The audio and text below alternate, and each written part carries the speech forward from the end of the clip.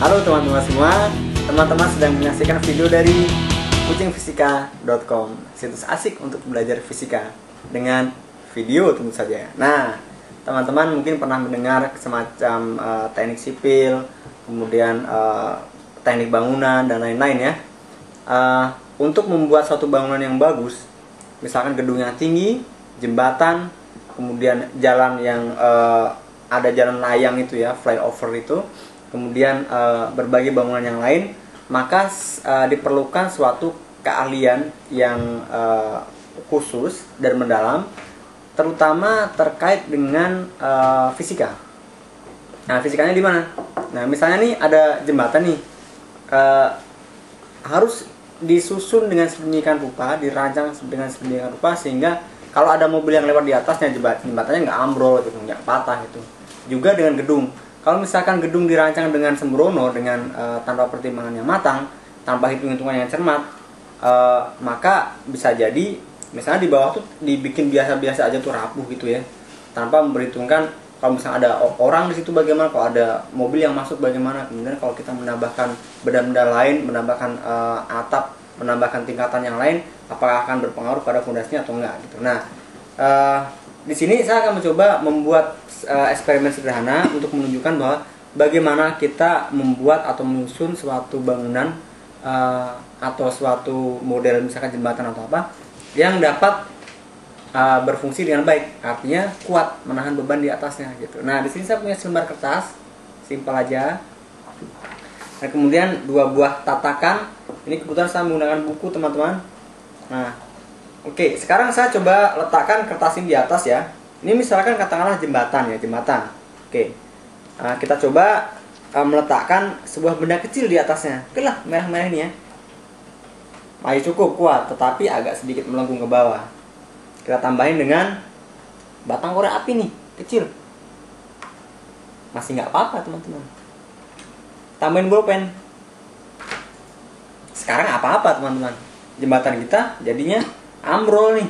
Jadinya patah gitu. Ini ke bawah sehingga tidak bisa dipakai lagi. Nah, bagaimana cara mengakalinya atau cara membuat supaya jembatan kita bagus? Nah, sekarang ini terbuat dari kertas yang sama ya, kertas yang sama saya lipat nih.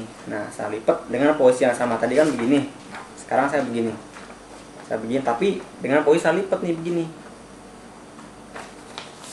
Nah, saya lipat, coba saya letakkan bolpen deh, langsung bolpen aja deh, 2 di atasnya ya, gini, 1 nih, masih kuat kan, walaupun agak bergeser sedikit. Tambah 1 lagi, belum puas ya, tambah 1 lagi.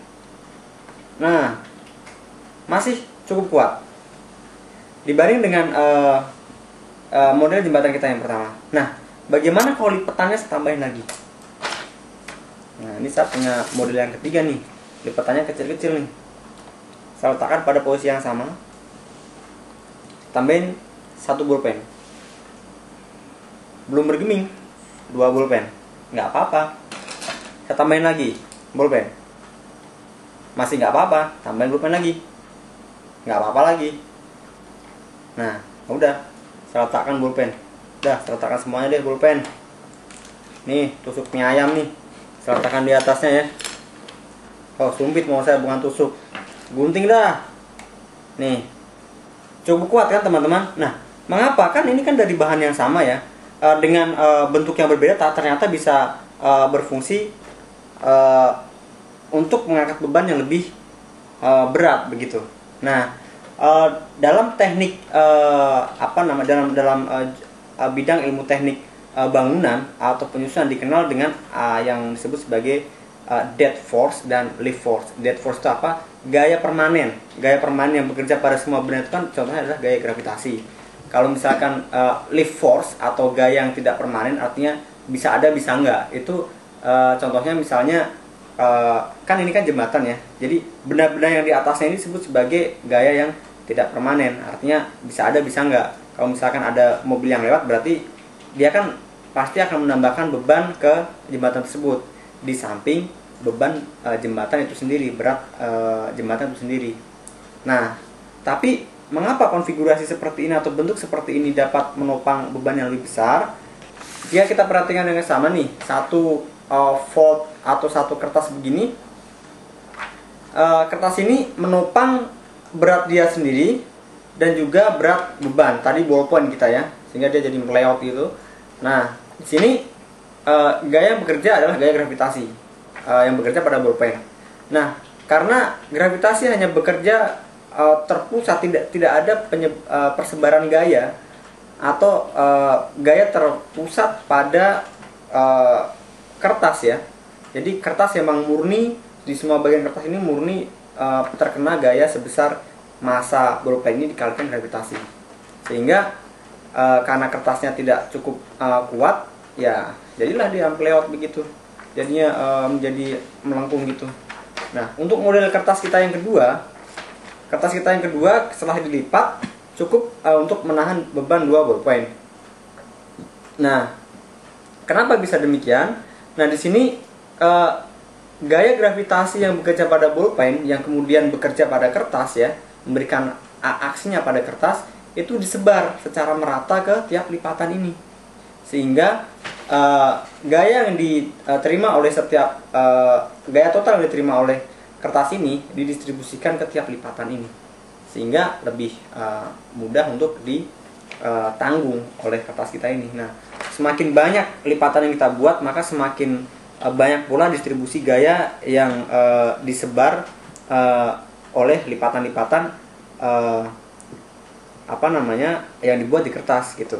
Nah, oleh karena itu, teman-teman, konstruksi bangunan sangat penting, modelnya juga sangat penting ya.